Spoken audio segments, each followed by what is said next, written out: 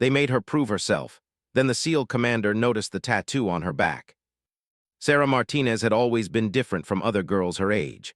While her classmates were discussing makeup and boys, she was studying military tactics and practicing martial arts in her garage. Her father, a retired Marine sergeant, had raised her with discipline and respect for service after her mother died when Sarah was 12. The morning Sarah walked through the gates of Naval Special Warfare Command in California, she could feel every pair of eyes on her. At 25, she was one of only 3 women attempting the grueling selection process for a classified special operations unit. The program was so secret that even the families of participants couldn't know the true nature of what their loved ones were attempting. Commander Jake Hawk stood at the observation deck, watching the new recruits line up on the beach. His weathered face showed no emotion as he scanned the group of 30 hopefuls. 27 men and 3 women, all believing they had what it took to join one of the military's most elite units. Hawk had seen hundreds come and go over his 15 years in special operations. Most would quit before the first week ended. Sarah felt the sand shift beneath her boots as she took her place in formation. The instructor, Master Chief Petty Officer Richards, began his intimidating welcome speech.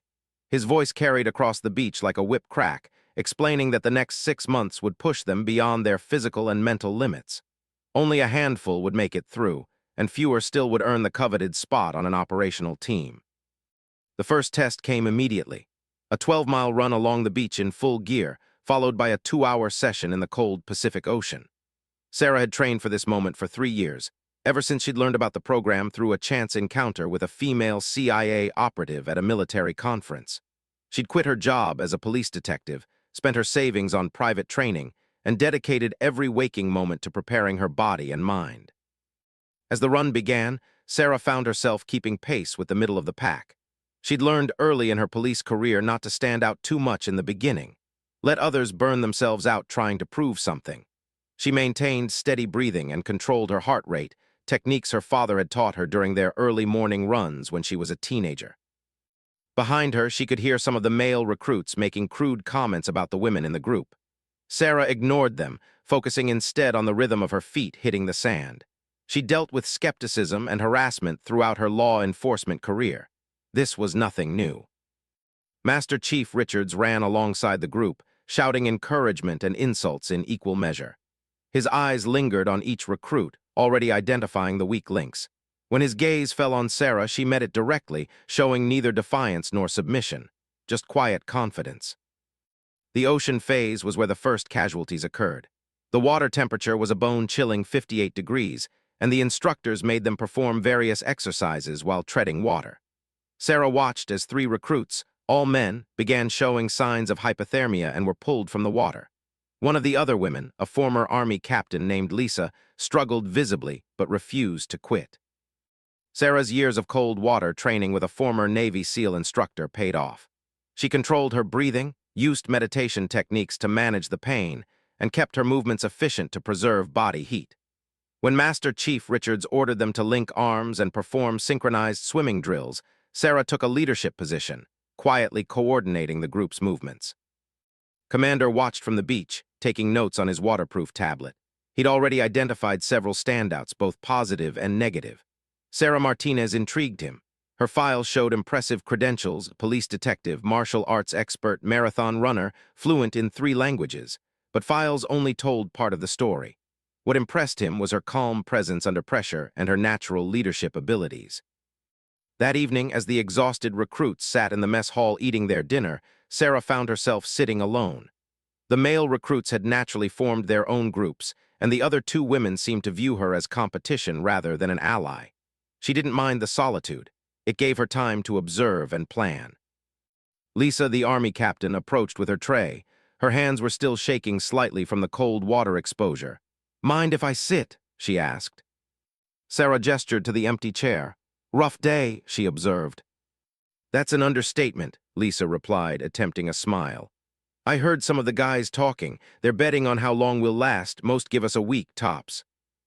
"Then they don't know us very well," Sarah said simply, taking a bite of her protein bar.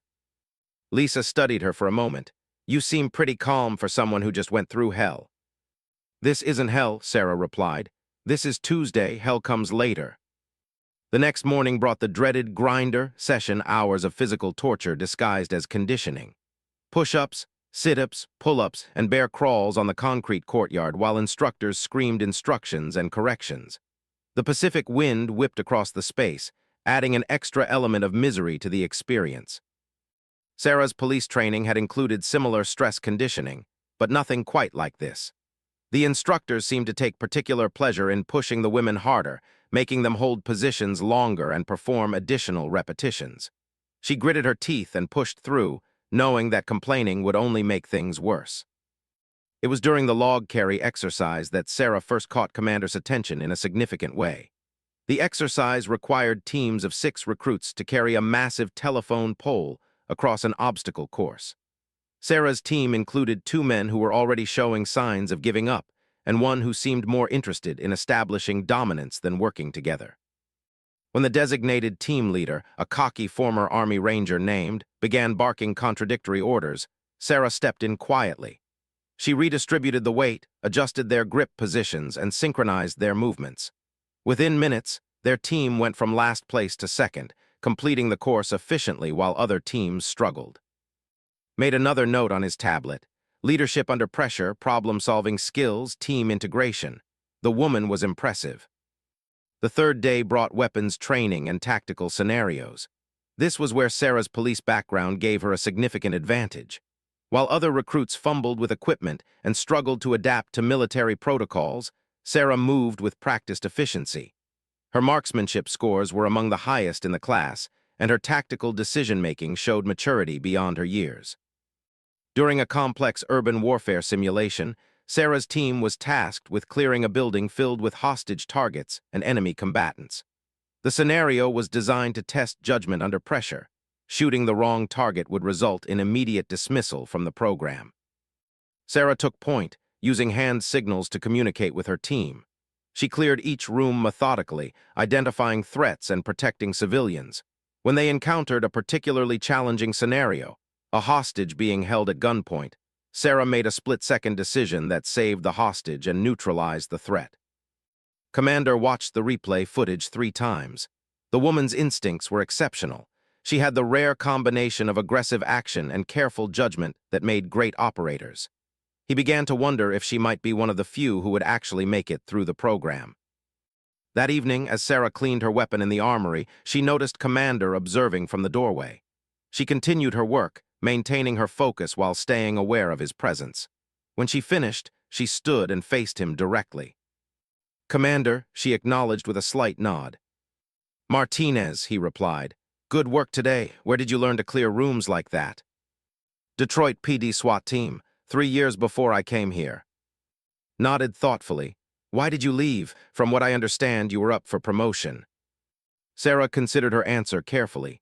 She could give him the standard response about wanting to serve her country at the highest level. Instead, she decided on honesty. "Because I wanted to be where the real work gets done, sir. Police work is important, but there are threats out there that require a different kind of response. I want to be part of that response." Something in her tone caught attention. There was a depth to her motivation that went beyond patriotic duty or personal ambition. He filed that observation away for future consideration. The first week continued with increasing intensity. Sleep deprivation, constant physical challenges, and psychological pressure designed to break down mental barriers. 2 more recruits quit, including Lisa, who finally succumbed to the combination of injury and exhaustion. Sarah found herself increasingly isolated as the only remaining woman in the program. The male recruits ranged from respectful but distant to openly hostile. A few seemed to view her continued presence as a personal insult to their masculinity. She dealt with each situation as it arose, never backing down, but also never escalating unnecessarily. It was during the night navigation exercise that things came to a head. The recruits were dropped in pairs at various points in the mountains with minimal equipment and told to reach a checkpoint 15 miles away before dawn. Sarah was paired with the former Army Ranger who had been increasingly vocal about his belief that women didn't belong in special operations. The terrain was brutal, rocky hills, dense brush, and no marked trails.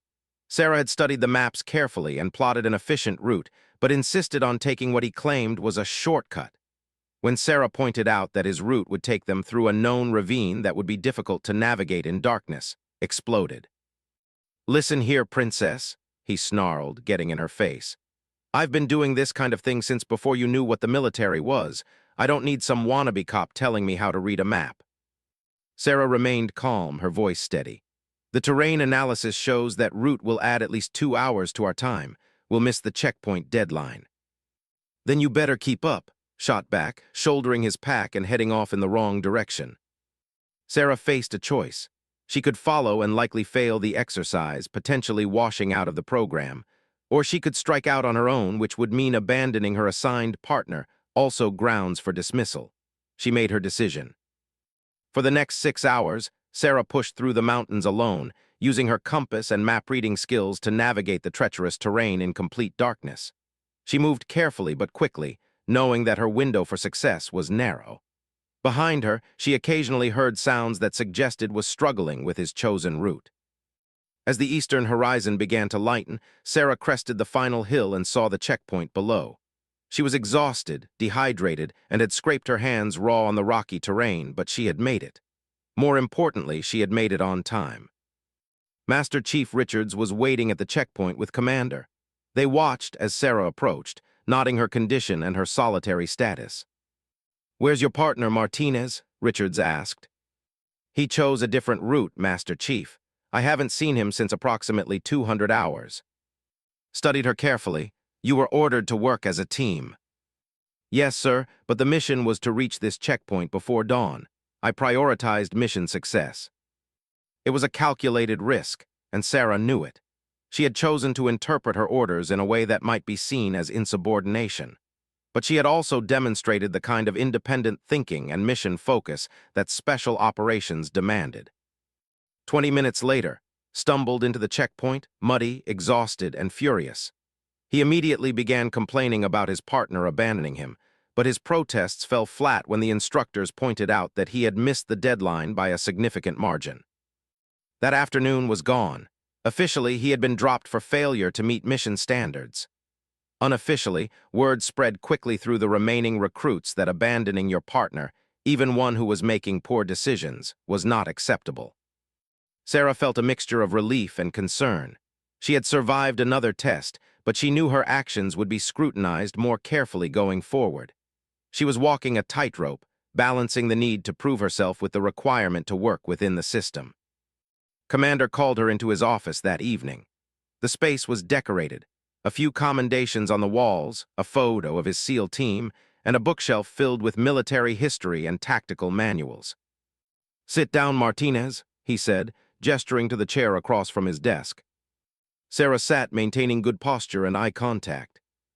"Tell me about last night," began. Sarah recounted the events objectively, focusing on facts rather than emotions or judgments about character. Listened without interruption, then asked, "Do you think you made the right choice?" "I think I made the only choice that accomplished the mission, sir. Sometimes leadership means making difficult decisions." "And if had been injured out there? If something had happened to him because you weren't there to help?" Sarah considered the question seriously. "Then I would have had to live with that responsibility, sir. But staying with him wouldn't have helped him navigate better, and it would have meant we both failed the mission." Nodded slowly. He had faced similar decisions in his operational career. Moments when following orders blindly would have led to mission failure or unnecessary casualties. The ability to think independently while maintaining discipline was one of the rarest qualities in special operations.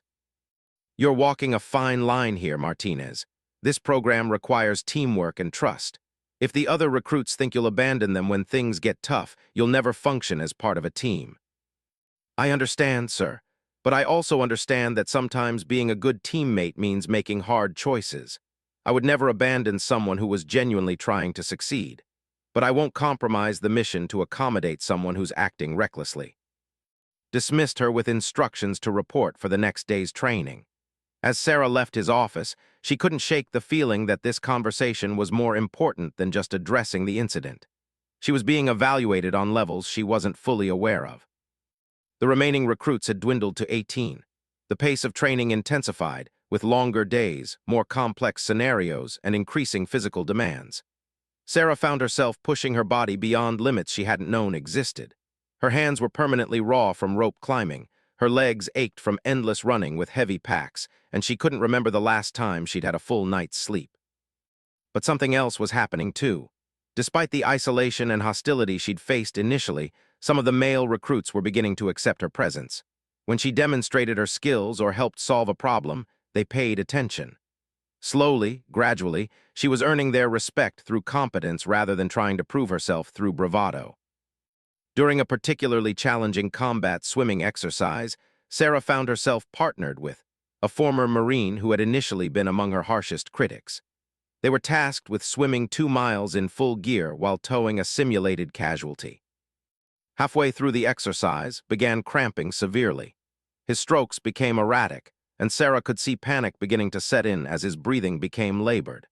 Without hesitation, she moved closer and began supporting his weight while continuing to tow their simulated casualty. "I got you," she said quietly. "Just focus on breathing. We're going to finish this together."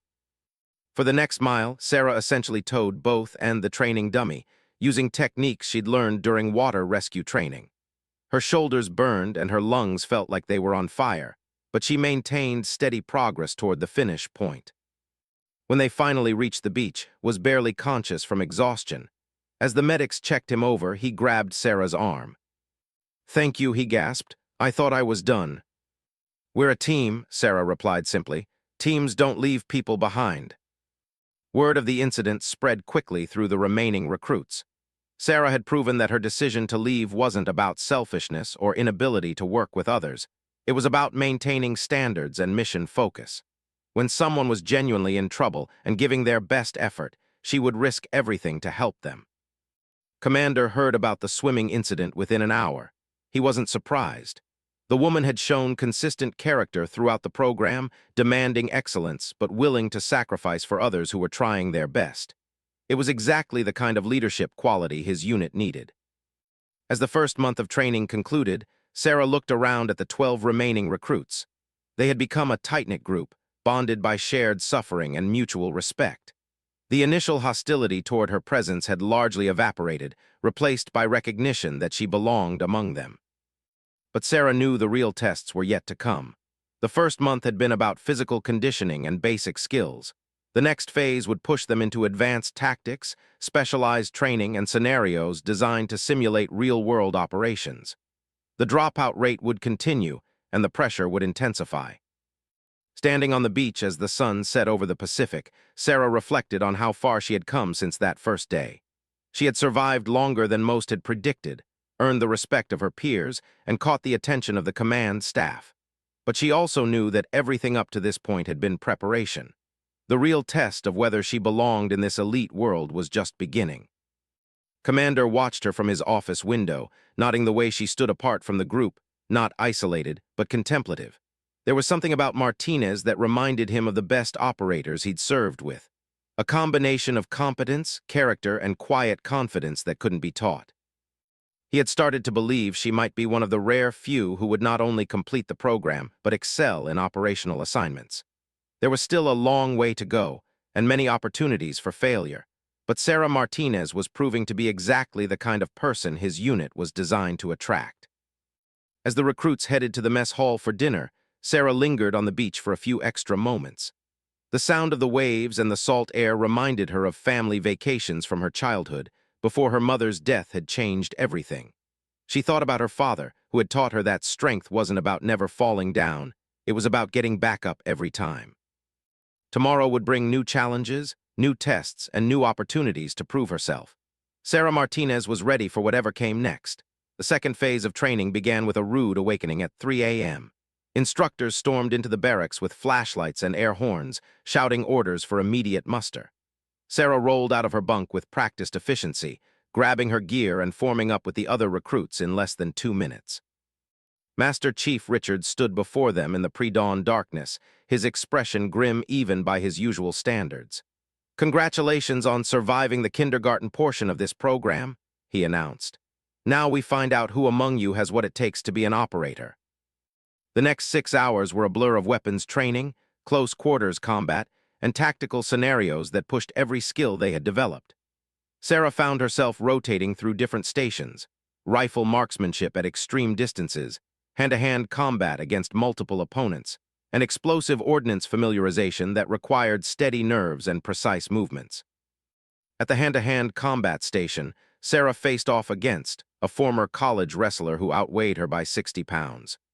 The instructor explained that this wasn't about winning or losing. It was about demonstrating technique, adaptability, and the will to continue fighting even when overmatched. Came at her with brute force, trying to use his size advantage to overwhelm her quickly. Sarah had faced this scenario countless times during police training. She used his momentum against him, employing joint locks and leverage techniques that neutralized his strength advantage. When he managed to pin her, she worked methodically to escape, showing the mental calm that separated trained fighters from street brawlers. The match lasted 12 grueling minutes before the instructor called time. Both fighters were bloodied and exhausted, but Sarah had demonstrated that size and strength weren't always decisive factors in combat. More importantly, she had shown the psychological resilience to keep fighting when the situation looked hopeless. Commander observed from the elevated platform overlooking the training area. He had noticed something interesting about Sarah's approach to challenges. Where other recruits often tried to prove their worth through dominance or aggression, she focused on efficiency and effectiveness. She wasn't trying to be the toughest person in the room. She was trying to be the most capable. The marksmanship portion revealed another dimension of Sarah's skills. The targets were placed at distances ranging from 300 to 800 meters, requiring not just accuracy, but the ability to adjust for wind, elevation, and other environmental factors. Sarah's police sniper training had prepared her for precision shooting, but this was beyond anything she had experienced in law enforcement. Her first shot missed the 500-meter target completely. Instead of becoming frustrated, Sarah took a breath, analyzed the conditions, and adjusted her scope. Her second shot hit the outer ring. By her fifth shot, she was consistently hitting center mass. The instructor made notes about her ability to learn and adapt under pressure. Who had become something of an ally since the swimming incident, struggled with the long-distance shots. Sarah noticed his breathing pattern was erratic and his grip inconsistent. During a brief break, she quietly shared some techniques that helped him improve his accuracy. The gesture didn't go unnoticed by the command staff. The explosive ordnance training was perhaps the most nerve-wracking portion of the day. Working with live explosives required absolute precision and emotional control. One mistake could mean serious injury or death. Sarah approached each exercise with methodical care, following procedures exactly and double-checking every connection. When one of the recruits, a former Air Force technician named Williams, froze up while working with a complex device, Sarah stepped in to help. She talked him through the procedure step by step, keeping her voice calm and encouraging while they worked with enough explosives to level a building. Her leadership in that moment potentially saved Williams from washing out of the program. That evening, the remaining 11 recruits sat in the mess hall, processing the day's challenges. The conversation was subdued. Everyone was beginning to understand the true scope of what they were training for. This wasn't just about physical toughness or military skill. They were being prepared for operations that would require them to function at the highest levels under the most extreme circumstances. Sarah noticed that the dynamic among the group had shifted again. The initial hostility toward her presence was completely gone, replaced by genuine respect and camaraderie. She had proven herself not just as an individual performer, but as someone who made the entire team stronger. Jackson, a former Army Special Forces soldier who had been skeptical of women in special operations, approached her after dinner. "Martinez," he said quietly, "I owe you an apology. When you first showed up, I figured you were here to prove some kind of point. I was wrong. You're here for the same reason we all are, because you're good at this." Sarah appreciated the gesture, but she also knew that respect had to be earned continuously. Tomorrow would bring new challenges, and she would have to prove herself all over again. The next phase of training focused on advanced tactics and specialized skills. The recruits learned everything from foreign languages to cyber warfare, from advanced medical procedures to psychological operations. The goal was to create operators who could function independently in any environment, capable of adapting to changing circumstances and mission requirements. Sarah discovered that her language skills gave her a significant advantage. Her fluency in Spanish and Arabic, combined with her growing proficiency in Mandarin, made her valuable for potential international operations. During role-playing exercises simulating interrogation and intelligence gathering, she demonstrated an intuitive understanding of cultural nuances that couldn't be taught from textbooks. The medical training pushed everyone to their limits. They learned to perform emergency surgery under combat conditions, treat traumatic injuries with limited resources, and make life-or-death decisions based on incomplete information. Sarah's steady hands and calm demeanor made her a natural at the medical procedures, but the psychological weight of the training affected her deeply. During a particularly intense scenario involving multiple casualties and triage decisions, Sarah found herself having to choose which simulated patients to treat first and which to leave to die. The intellectual understanding that these were mannequins and training scenarios didn't diminish the emotional impact of making those choices. That night, she called her father for the first time since entering the program. The conversation was brief. Security protocols limited what she could discuss, but hearing his voice reminded her of why she was pushing herself through this ordeal. "You sound tired," her father observed. "It's challenging training, Dad, but I'm learning a lot." "Good, your mother always said you could do anything you set your mind to. I believe that too." After the call, Sarah sat alone in the barracks, thinking about her mother's death and how it had shaped her desire to serve others. The training was preparing her to face life-and-death situations that would require her to be stronger than she had ever been. She thought about the responsibility that came with the skills they were developing. The fourth month brought field training exercises that simulated real-world missions. The recruits were dropped in various environments: desert, forest, urban areas, with minimal equipment, and tasked with completing complex objectives while avoiding capture by opposing forces. During one particularly challenging exercise set in a mock Middle Eastern village, Sarah's team was tasked with gathering intelligence on a high-value target while avoiding detection by local security forces. The scenario required them to blend in with the civilian population, establish contact with assets, and extract information without compromising their cover. Sarah's language skills and cultural knowledge made her the natural choice for primary contact with the role-playing civilians. She moved through the village market, engaging in casual conversation while gathering intelligence about the target's movements and security arrangements. Her ability to project calm confidence while operating under extreme stress impressed both the instructors and her teammates. When the exercise took an unexpected turn, the opposing force had been alerted to their presence. Sarah had to make split-second decisions about whether to maintain cover or abort the mission. She chose to complete the intelligence gathering while coordinating her team's extraction, successfully obtaining the required information while ensuring everyone made it to the rally point safely. Commander reviewed the after-action reports with growing interest. Sarah Martinez was consistently performing at the top of her class across multiple disciplines. More importantly, she was demonstrating the kind of mature judgment and leadership ability that marked truly exceptional operators. Her teammates had begun looking to her for guidance, and she was providing it without overstepping boundaries or undermining the chain of command. The psychological evaluation portion of training revealed another layer of Sarah's character. Military psychologists put the recruits through a series of tests designed to assess their mental resilience, emotional stability, and ability to function under extreme stress. The sessions included everything from traditional psychological testing to scenario-based evaluations that simulated capture and interrogation.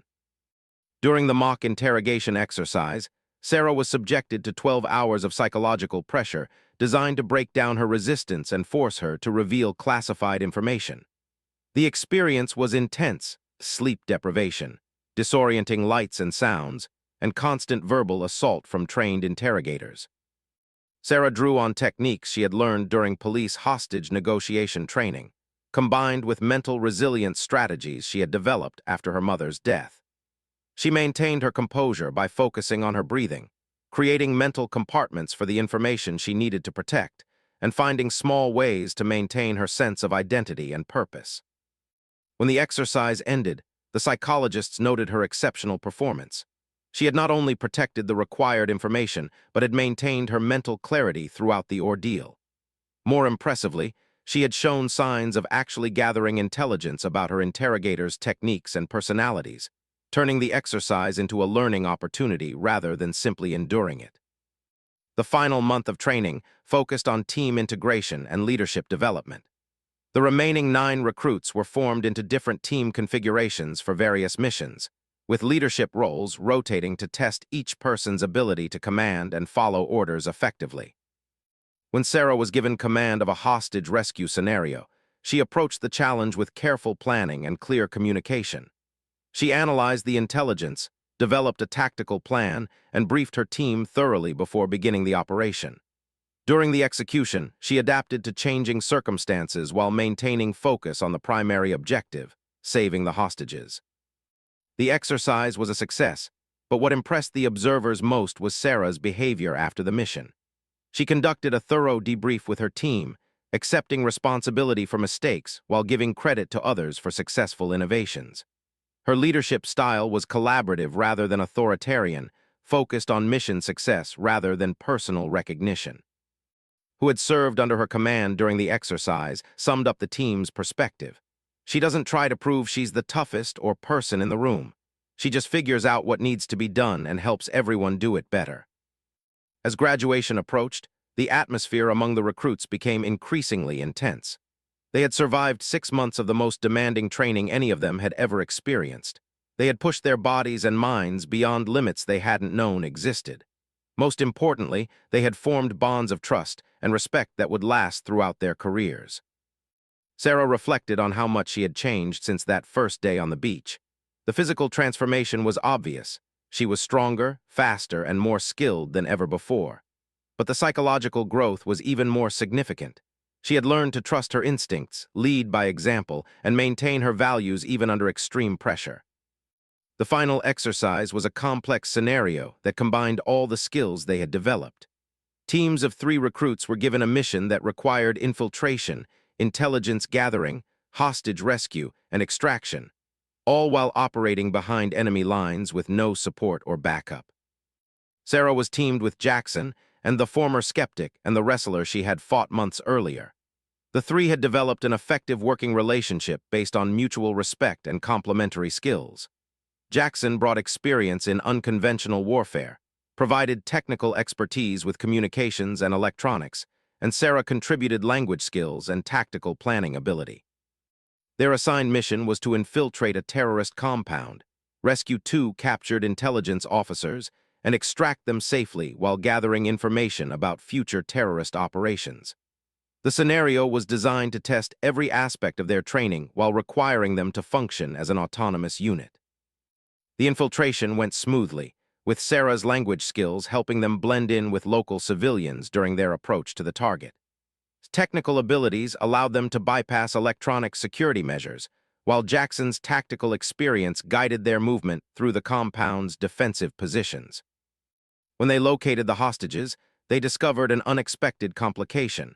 One of the captured officers was seriously wounded and would require immediate medical attention. Sarah applied her medical training to stabilize the patient while established communications with their extraction team. Jackson secured their route out of the compound, engaging several opposing force members in the process. The extraction became a running firefight as they carried the wounded hostage through hostile territory. Sarah coordinated their movement while providing medical support to keep the patient alive, managed communications, and called in simulated air support, while Jackson covered their withdrawal with precise marksmanship that kept the opposing force at bay. They reached the extraction point with seconds to spare, successfully completing all mission objectives while demonstrating the teamwork and individual excellence that defined elite operators. The exercise controllers noted that their performance was among the best in the program's history. That evening, as the recruits prepared for the graduation ceremony, Sarah received an unexpected visit from Commander. He knocked on her quarters door and entered when she invited him in. "Martinez, I wanted to speak with you privately before tomorrow's ceremony," he began.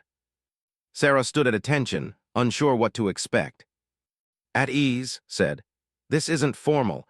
I wanted to let you know that your performance throughout this program has been exceptional. You've not only met every standard we've set, you've exceeded them while helping your teammates do the same." Sarah felt a surge of pride but maintained her composure. "Thank you, sir.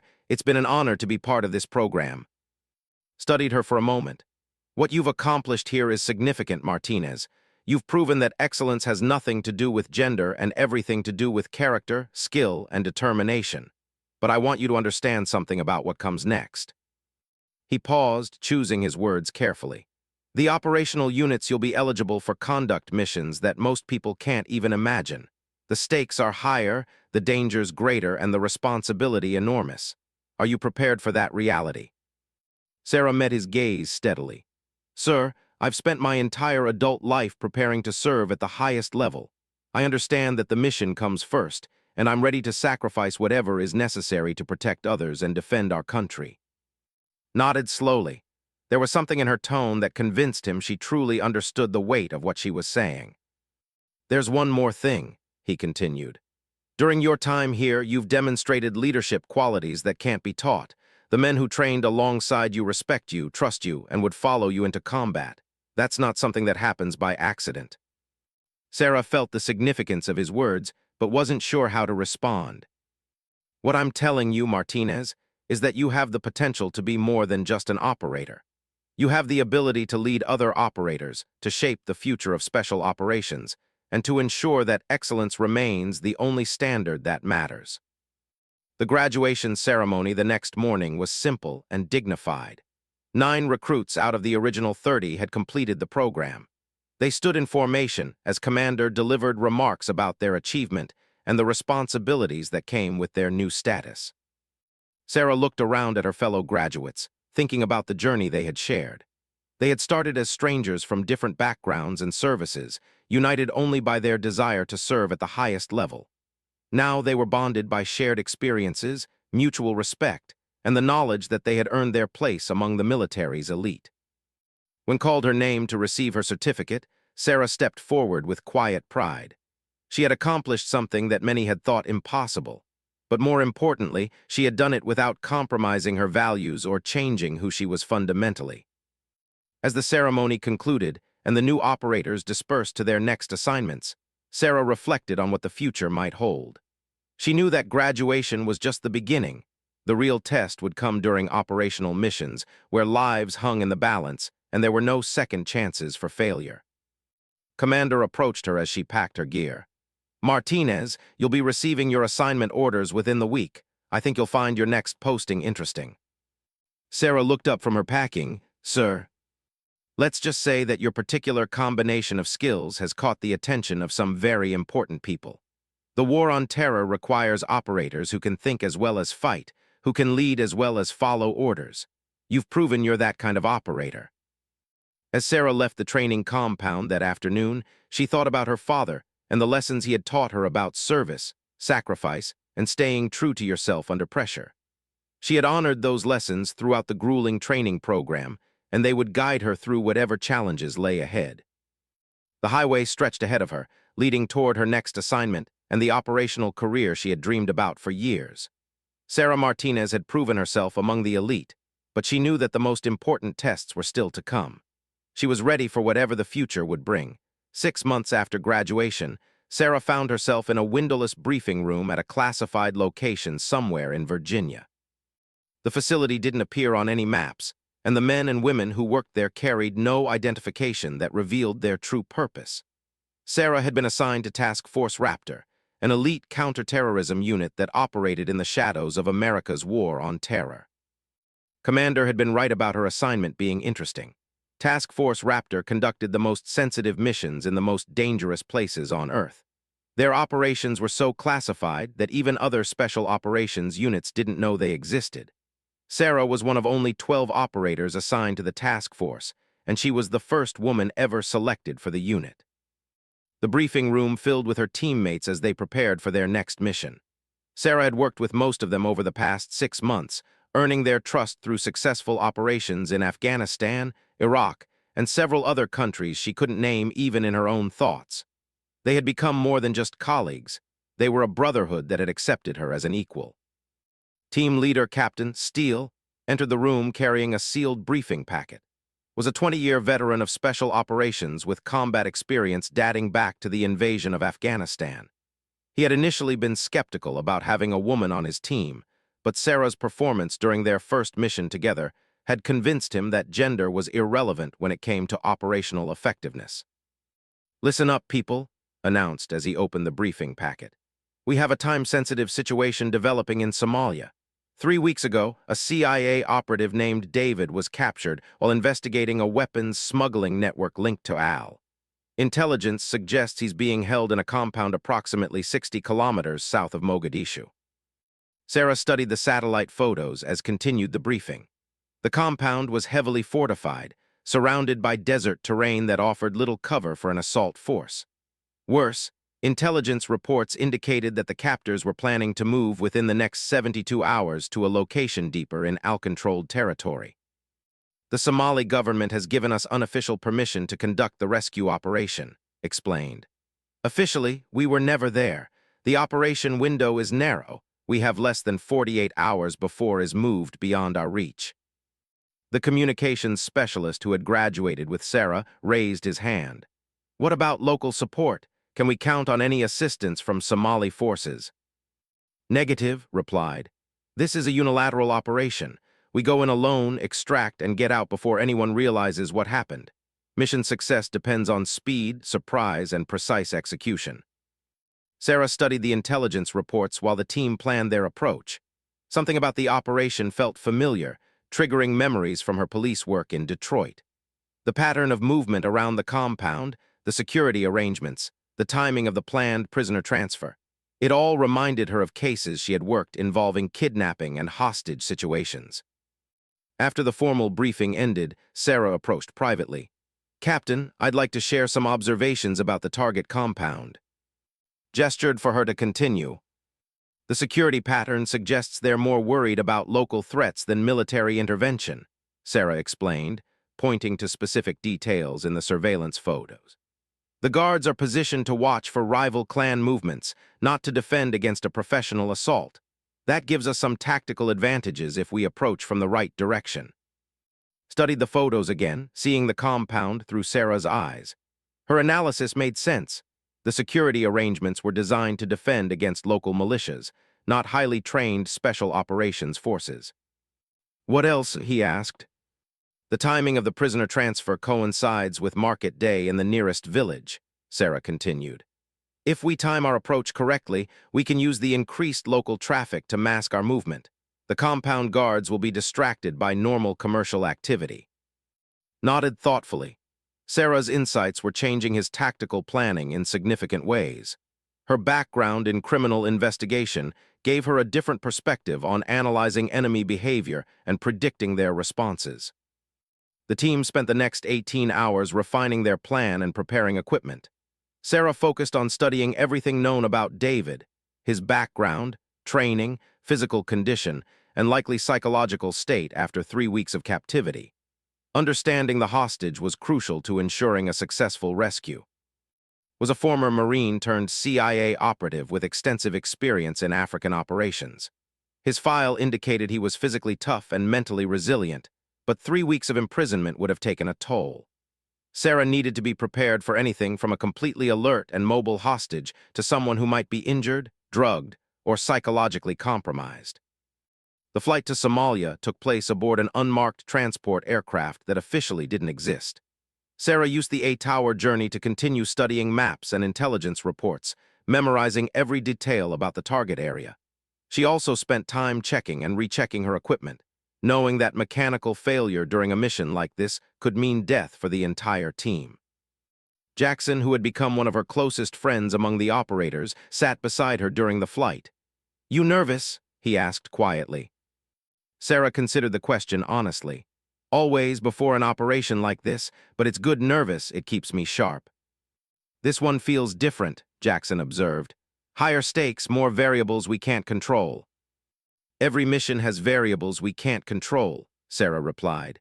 "That's why we train so hard so we can adapt when things go wrong, and they always go wrong somehow." The aircraft landed at a remote airstrip controlled by friendly forces. From there, the team transferred to a helicopter for the final approach to their operational area. Sarah watched the Somali landscape pass beneath them, endless desert broken by occasional settlements and dried riverbeds that marked seasonal water sources. The helicopter dropped them at a landing zone 15 kilometers from the target compound. They would cover the remaining distance on foot, moving under cover of darkness to reach their assault position by dawn. Sarah shouldered her pack and checked her weapon one final time before following into the desert. The 12-hour movement to the target was grueling. The terrain was rocky and unforgiving, with temperatures that soared above 110 degrees during the day. Sarah had trained in desert environments, but nothing quite prepared you for the reality of sustained operations in such hostile conditions. As the team's medic, Sarah carried additional equipment beyond her standard combat load: medical supplies, IV fluids, and emergency surgical instruments. If was seriously injured, she might need to perform life-saving procedures under fire while coordinating the team's withdrawal. They established their observation post on a ridge overlooking the compound just as the sun began to rise. Through high-powered optics, Sarah studied the target building and surrounding area, noting details that hadn't been visible in the satellite imagery. The compound was larger than the photos had suggested, with several outbuildings that could hold additional guards or weapons. More concerning, Sarah observed children playing in a courtyard adjacent to the main building, civilians whose presence complicated any assault plan. "New intelligence," she whispered to, handing him the binoculars. "Civilian family in the south building, including children. We need to adjust our approach to minimize risk to non-combatants." Studied the scene, then nodded grimly. The presence of innocent civilians always complicated special operations, but it didn't change their mission. They would need to be even more precise in their actions. Throughout the day, the team maintained surveillance while refining their assault plan. Sarah mapped the guard rotations, identified potential escape routes, and analyzed the compound's defensive positions. Her police background in surveillance operations proved invaluable in understanding the enemy's patterns and predicting their responses. As evening approached, Sarah noticed something that made her stomach tighten. A convoy of 3 vehicles was approaching the compound from the north, earlier than intelligence had predicted. If these were the transporters coming to move, their window for rescue was about to close. "Contact," she whispered into her radio. "3 vehicles approaching from the North Road. Possible prisoner transfer beginning ahead of schedule." Immediately began accelerating their timeline. Instead of waiting for optimal darkness, they would need to move within the hour. The risk of detection was higher, but the risk of losing entirely was even worse. The team moved into assault positions as the convoy entered the compound. Through her scope, Sarah watched armed men emerge from the vehicles and begin preparing for some kind of operation. Whatever was happening, it was happening now. "Execute, execute, execute," commanded over the radio. Sarah moved with her assigned partner toward the building where intelligence suggested was being held. Their job was to locate and secure the hostage while the rest of the team neutralized guards and established a perimeter. The approach to the building required crossing 50 meters of open ground under possible observation by sentries. Sarah used every bit of cover available: scattered rocks, a low wall, the shadow of another building, to minimize her exposure. Her heart rate was elevated but controlled, her breathing steady despite the adrenaline coursing through her system. She reached the building's rear entrance and waited for her partner to signal that he was in position. Through her earpiece, she heard sporadic gunfire as the rest of the team engaged enemy guards. Time was now critical. They had minutes at most before the situation deteriorated beyond salvage. The door was locked, but Sarah's training included breaking and entering techniques that would have impressed any police detective. Within seconds, she had the lock defeated and was moving through the building's interior, weapon ready and senses alert for any threat. The building's layout was simpler than expected, a central corridor with rooms opening on either side. Sarah moved methodically, checking each space for threats while searching for signs of presence. In the third room she entered, she found him. David was chained to a metal bed frame, conscious but clearly weakened by his ordeal. He looked up as Sarah entered, his eyes widening in surprise at seeing an American operator. "David?" Sarah asked quietly, already working to free him from his restraints. "Yes," replied, his voice hoarse from dehydration. "You're American military." "We're here to get you out," Sarah replied, using bolt cutters to sever the chains. "Can you walk?" Tested his legs as Sarah helped him sit up. "I think so. They haven't been feeding me much, but I'm mobile." Sarah quickly assessed his physical condition. Dehydrated, malnourished, and showing signs of abuse, but no obvious serious injuries. He would need medical attention, but he could probably move under his own power with assistance. "We need to move now," Sarah told him, helping him to his feet. "Stay close to me and do exactly what I say." As they prepared to leave the building, Sarah heard increased gunfire from outside. Something was going wrong with the extraction plan. She pressed her radio button. "Hawk, this is Angel. I have the package and we're mobile. What's the situation?" His voice came back tense. "Multiple contacts, more than expected. We're taking fire from at least 3 positions. Can you reach the alternate rally point?" Sarah checked her map. The alternate rally point was 200 meters away across terrain that was now an active battlefield. Moving that distance under fire would be extremely dangerous, but staying in the building wasn't an option either. "Copy that, Hawk. Moving to alternate rally point now." Sarah helped toward the building's rear exit, pausing to check for immediate threats.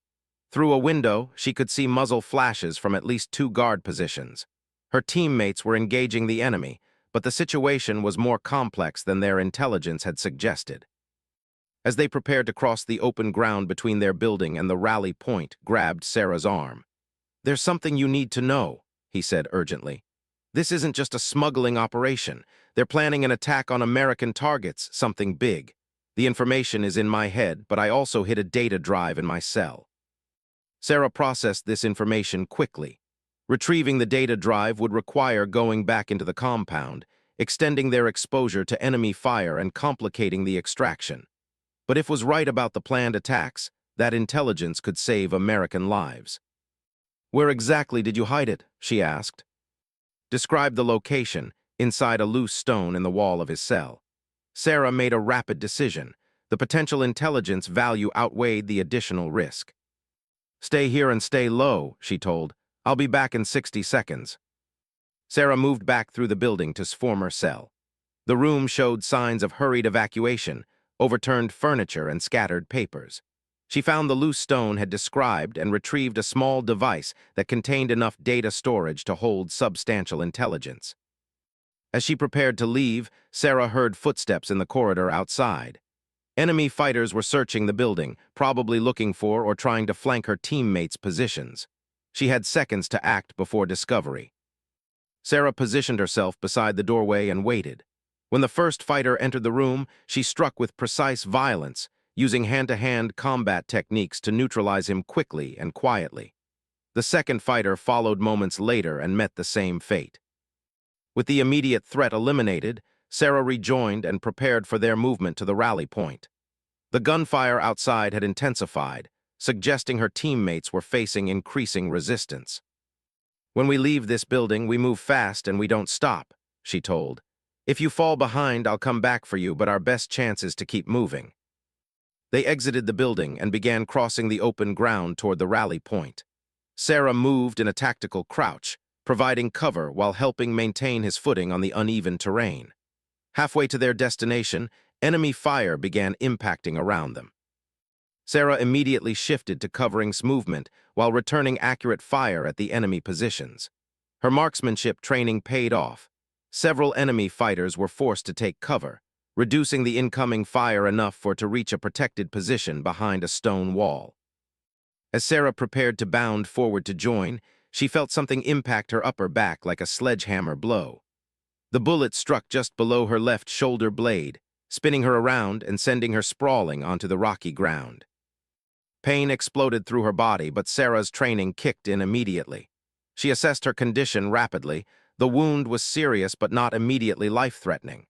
More importantly, she could still move and fight, was depending on her, and her teammates were counting on her to complete the mission. Sarah forced herself back to her feet and continued moving towards position. She could feel blood soaking through her uniform, but the wound wasn't affecting her arm's strength or ability to use her weapon. The real danger was blood loss over time. She needed to reach medical care within the next 30 minutes. "Angel, this is Hawk. What's your status?" His voice crackled through her earpiece. "I'm hit but mobile," Sarah replied, trying to keep the pain out of her voice. "Have the package at Rally Point 2, requesting immediate extraction." "Copy that. Medical team en route to your position. Hold what you have." Sarah reached and quickly established a defensive position behind the stone wall. She applied a pressure bandage to her wound while maintaining watch for enemy movement. The bleeding was significant but manageable. She would be able to function for the time needed to complete the extraction. Looked at her with concern. "You're hurt, how bad?" "I'll live," Sarah replied simply. "But we need to keep moving. Help me watch for movement from the compound." For the next 10 minutes, Sarah held their position whilst team fought to secure a safe corridor for extraction. Sarah could hear the distinctive sound of American weapons, the sharp crack of M4 rifles and the deeper stutter of squad automatic weapons, gradually dominating the firefight. Appeared at their position, moving in a low crouch while scanning for threats. "Angel, good to see you mobile," he said, nodding the blood on her uniform. "How bad?" "Through and through, missed the vitals," Sarah replied. "I'm good to move." Quickly examined her wound, applying a more advanced pressure dressing and giving her a shot of morphine for the pain. The medication helped, but Sarah remained alert and focused on the mission. The extraction to their pickup point required a 500-meter movement through terrain that offered minimal cover. Sarah moved with and maintaining rear security while fighting off waves of dizziness from blood loss. Her determination to complete the mission successfully was stronger than her physical discomfort. The helicopter appeared just as they reached the pickup zone, its rotors creating a dust storm that provided additional concealment from enemy observers. Sarah helped aboard before allowing to assist her into the aircraft. Only when they were airborne and safely away from the compound did she allow herself to acknowledge the full extent of her injury. The flight medic began advanced treatment of her wound, while provided an initial intelligence briefing too. The data drive Sarah had retrieved contained detailed information about a planned, coordinated attack on American facilities throughout East Africa. The intelligence would allow counterterrorism forces to prevent multiple attacks and save dozens of lives. As the helicopter flew toward the medical facility where Sarah would receive proper treatment, approached her stretcher. "Outstanding work, Martinez," he said quietly. "Going back for that intelligence was exactly the kind of decision that separates good operators from great ones." Sarah managed a weak smile. "That's what we're here for, Captain. Mission first." At the medical facility, doctors confirmed that Sarah's wound, while serious, had not caused permanent damage. The bullet had missed major organs and blood vessels, passing cleanly through muscle tissue. With proper treatment and rehabilitation, she would make a full recovery and return to operational status within 8 weeks. During her recovery period, Sarah had time to reflect on the mission and its significance. She had proven herself capable of performing at the highest levels under the most extreme circumstances. More importantly, she had demonstrated the kind of mature judgment and selfless commitment that defined truly elite operators. Commander visited her during the final week of her recovery. He found her in the facility's physical therapy room, working to regain full strength in her injured shoulder. "How are you feeling, Martinez?" he asked. "Ready to get back to work, sir," Sarah replied, continuing her exercises. Smiled, "I'm sure you are. But before you return to operational duties, there's something I want to discuss with you." He paused, choosing his words carefully. "Your performance on this mission and throughout your time with Task Force Raptor has been exceptional. You've proven that you belong among the elite, and you've done it while maintaining the highest standards of professionalism and character." Sarah stopped her exercises and gave her full attention. "What I'm telling you, Martinez, is that you're ready for greater responsibilities. We're developing a new training program for the next generation of special operations personnel. I want you to help design and implement that program."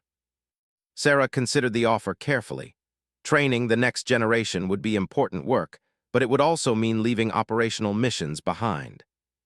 "Sir, I appreciate the confidence you're showing in me," she said. "But I became an operator because I want to be where the mission happens. Training is important, but I'm not ready to leave the field."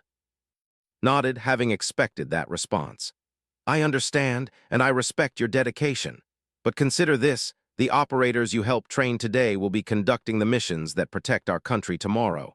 Your influence on their development could multiply your impact far beyond what any individual operator can achieve." That evening, Sarah called her father to discuss offer. Their conversation was brief but meaningful. "What does your heart tell you?" her father asked after she had explained the situation. That I still have work to do in the field, Sarah replied. But I also understand the importance of preparing others to carry on the mission. Then maybe the answer isn't choosing one or the other, her father suggested. Maybe it's finding a way to do both. The next morning, Sarah approached with a counterproposal. She would accept the training assignment, but only if she could remain operational and continue conducting missions when her schedule permitted. The military needed experienced operators who could also train the next generation, and Sarah was uniquely qualified to serve in both capacities. Agreed to her terms, recognizing that Sarah's combination of operational experience and teaching ability would make her invaluable in developing future special operations personnel. 3 months later, Sarah stood before a new class of special operations candidates, including 2 women among the 30 recruits. She looked at their eager faces and remembered her own first day on the beach at. "Welcome to the most challenging training program in the military," she began, her voice carrying the authority of hard-earned experience. "Over the next 6 months, you will discover capabilities you didn't know you possessed and overcome obstacles you thought were impossible." She paused, making eye contact with each recruit. "But more than that, you will learn what it truly means to serve at the highest level. You will understand that being part of this community isn't about personal achievement. It's about being worthy of the trust that your country and your teammates place in you." As she began the first training session, Sarah reflected on her own journey from police detective to elite operator to instructor. Each phase had brought new challenges and responsibilities, but the underlying purpose remained the same: protecting others and serving something greater than herself. During a break in training, one of the female recruits approached her. "Ma'am, can I ask you something?" "Of course," Sarah replied. "How do you deal with people who don't think women belong in special operations?" Sarah considered her answer carefully. "The same way you deal with any challenge, you focus on being so good at what you do that their opinions become irrelevant. Excellence speaks louder than any argument or prejudice." The recruit nodded thoughtfully. "Did you ever doubt whether you belonged here?" "Every day," Sarah answered honestly.